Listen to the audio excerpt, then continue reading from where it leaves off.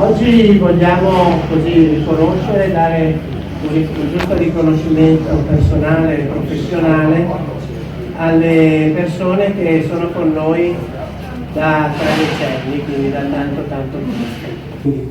È giusto che questa anzianità venga riconosciuta. Noi nel nostro piccolo lo facciamo con la consegna di una targhetta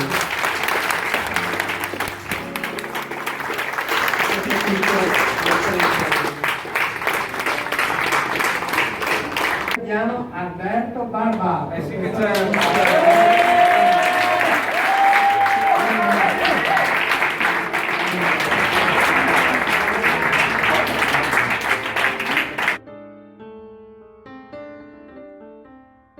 Volevo condividere con i miei collaboratori, colleghi e tutti e lo volevo dedicare alla mia famiglia. Grazie a tutti.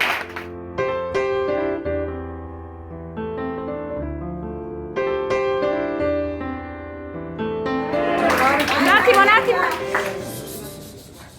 Ho iniziato a lavorare come operatrice a 18 anni, ho scelto di fare questo lavoro perché ho sempre sentito in me il desiderio di aiutare chi aveva più bisogno.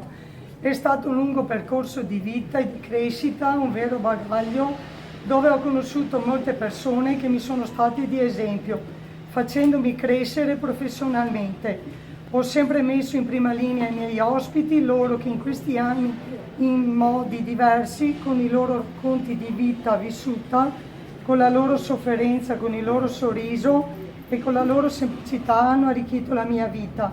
Infine ringrazio tutti coloro che hanno creduto e credono tuttora in me, perché possano essermi di stimolo per amare sempre il mio lavoro e svolgerlo con amore e coraggio.